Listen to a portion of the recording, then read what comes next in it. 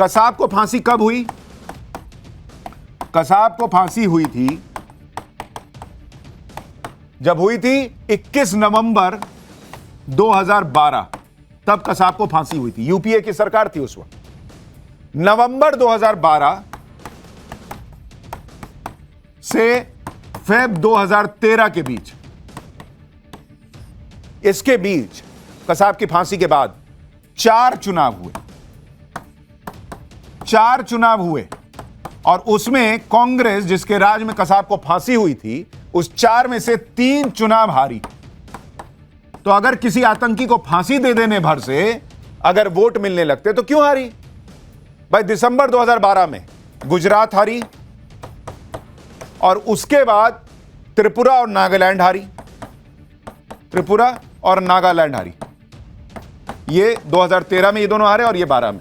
तो क्यों 3 चुनाव हार गए आप? अगर कसाब को फांसी देने के बाद आपको वोट क्यों नहीं मिला? पूछिए। इंडी गठबंधन की कोशिश यही है कि तहव्वुर राणा के प्रत्यर्पण का क्रेडिट कहीं से मोदी को ना मिल जाए और इसके लिए पूरा इकोसिस्टम सक्रिय हो गया है।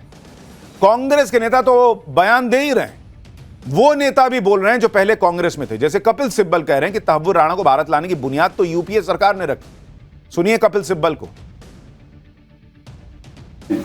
यूपीए सरकार को मुबारकबाद देना चाहता हूं तो उन्होंने प्रयास करके, डिप्लोमेटिकली प्रयास करके, एनआई की इन्वेस्टिगेशन टीम भेज के, अरेस्ट वारंट इशू करके, चार्जशीट फाइल करके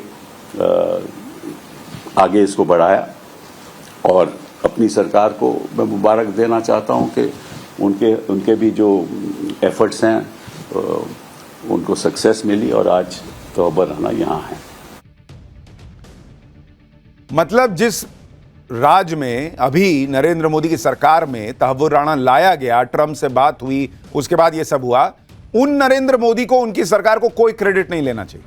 लेकिन इनके समय में कुछ प्रयास भी हुआ था जिसका कोई रिजल्ट नहीं आया, वो क्रेडिट कांग्रेस को जरूर मिल जाना चाहिए। कांग्रेस के कुछ नेता तो तहव्वुर राणा पर सेंटिमेंटल भी होते दिख रहे हैं।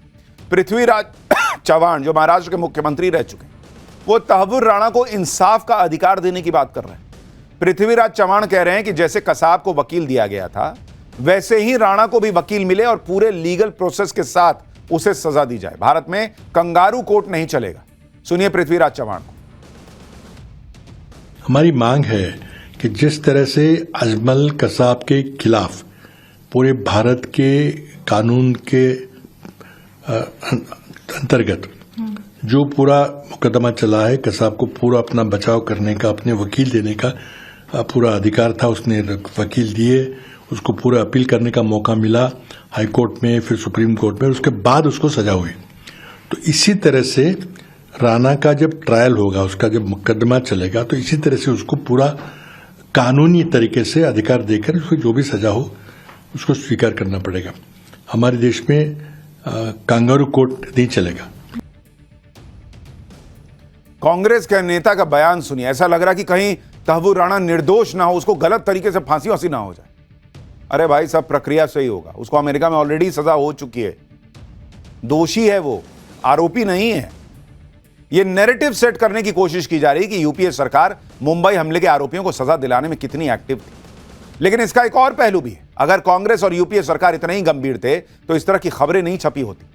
2008 में मुंबई हमले के बाद एक खबर छपी थी जिसमें कहा गया था कि मुंबई अटैक के दौरान राहुल गांधी दिल्ली में पार्टी कर रहे थे। यह खबर एक प्रतिष्ठित अखबार में छपी थी। अब आप सोचिए कि कांग्रेस देश की सुरक्षा और आतंकवाद के मुद्दे पर कितनी गंभीर थी। कोई कन्हैया कुमार से पूछे, लाज आती है कि नहीं ऐसे रिपोर्ट्स देखकर। आप यह भी देखिए कि मुंबई अटैक के बाद भारत पर बहुत दबाव था कि वो पाकिस्तान को मुंहतोड़ जवाब दे। जनता की तरफ से प्रेशर बढ़ रहा था कि पाकिस्तान से बदला लिया जाए, लेकिन तत्कालीन प्रधानमंत्री मनमोहन सिंह ने ऐसा कुछ नहीं किया। मुंबई अटैक के 1 साल बाद ही 2009 में काउंसिल फॉर फॉरेन रिलेशन के कार्यक्रम में शामिल होने के लिए मनमोहन सिंह वॉशिंगटन गए थे। वहां पर मनमोहन सिंह से यही सवाल किया गया था कि दबाव के बाद भी पाकिस्तान पर एक्शन नहीं लिया, क्या यह ठीक फैसला था? इस पर मनमोहन सिंह ने खुद कहा कि उन्होंने दबाव का सामना किया और पाकिस्तान पर एक्शन नहीं लिया और यह एकदम सही फैसला था। सुनिए तब के प्रधानमंत्री को। Well, let me say there was enormous pressure on me at that time. I resisted that pressure, and I think the decisions that I and our government took was unbalanced. यानी इस देश में एक ऐसा प्रधानमंत्री भी था जो ये मान रहा है कि 26/11 जैसे आतंकी हमले के बाद मेरे पे प्रेशर था, लेकिन मैंने कुछ नहीं किया, मैंने सही फैसला लिया कुछ नहीं करके।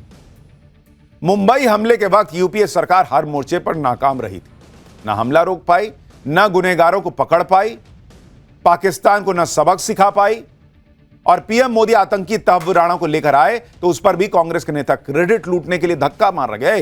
हट, मुझे लेने दो क्रेडिट। आप देखिए कि विदेश से भारत के दुश्मनों को लाने में मनमोहन सिंह और नरेंद्र मोदी सरकार का ट्रैक रिकॉर्ड क्या कहता है। ये आंकड़े ही सारी कहानी बता देंगे। अगर आप देखेंगे कि प्रत्यर्पण को लेकर क्या ट्रैक रिकॉर्ड है,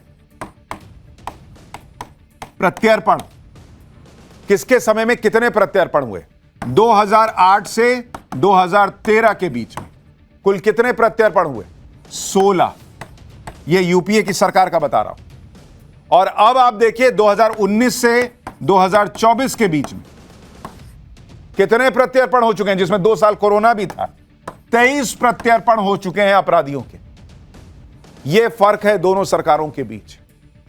तहव्वुर राणा की बात करते हुए विपक्ष के नेता यह भी पूछ रहे हैं कि विजय माल्या, नीरव मोदी, ललित मोदी और लॉरेंस बिश्नोई के गैंग से जुड़े गैंगस्टर को मोदी सरकार कब लाएगी। मैं आपको बताता हूं कि कौन कौन से बड़े अपराधी हैं जिनके प्रत्यर्पण की प्रक्रिया चल रही है। जैसे नीरव मोदी, विजय माल्या, इनके प्रत्यर्पण की अर्जी यूके को दी जा चुकी है। पिछले साल दिसंबर में ही G20 की मीटिंग के दौरान खुद पीएम मोदी ने यूके के पीएम से इन्हें जल्द से जल्द, यानी नीरव मोदी और विजय माल्या के प्रत्यर्पण के लिए कहा था। लॉरेंस बिश्नोई के भाई गैंगस्टर अनमोल बिश्नोई के प्रत्यर्पण की अर्जी अमेरिका को दी गई है। जहां तक खालिस्तानियों की बात है, भारत ने कनाडा से लखबीर सिंह लांडा और अर्शदीप सिंह जैसे खालिस्तानियों के प्रत्यर्पण की अर्जी भी लगा रखी है। अक्टूबर 2024 में ही MEA ने खुद बताया था कि भारत ने कुल 26 खालिस्तानियों की रिक्वेस्ट कनाडा को दी हुई है, लेकिन उसमें से केवल 5 पर कनाडा ने एक्शन लिया है। और यह भारत की रिक्वेस्ट करीब 1 दशक से पेंडिंग है, यानी ट्रूडो की शह न मिलती तो इन खालिस्तानियों का हिसाब भी हो चुका। यानी आपराधिक क्राइम से जुड़े भगोड़े हों या गैंगस्टर या आतंकी, नरेंद्र मोदी की सरकार भारत को नुकसान पहुंचाने वाले हर अपराधी को भारत लाने की कोशिश कर रही। तहव्वुर राणा कोई अकेला व्यक्ति नहीं है जिसे प्रत्यर्पण करके दूसरे देश से यहां लाया गया है। पिछले कुछ सालों में मोदी सरकार कई वांटेड लोगों को पकड़कर लाई। जैसे साल 2020 में अंडरवर्ल्ड डॉन रवि पुजारी को साउथ अफ्रीका से गिरफ्तार किया गया, सेनेगल से उसे भारत लाया गया, वो 200 केसेस में वांटेड था। इसके अलावा साल 2015 में दाऊद इब्राहिम के करीबी छोटा राजन को इंडोनेशिया से लाया गया था। साल 2018 में ऑगस्टा वेस्टलैंड स्कैम में क्रिश्चियन मिशेल को UAE से लाया गया। ये वो बड़े नाम हैं जो मोदी सरकार के वक्त विदेश से लाए गए। तहव्वुर राणा पर राजनीति के चैप्टर के बाद आपको बताता हूं कि NIA की रिमांड में तहव्वुर राणा क्या क्या राज उगल सकता है या उगल रहा है।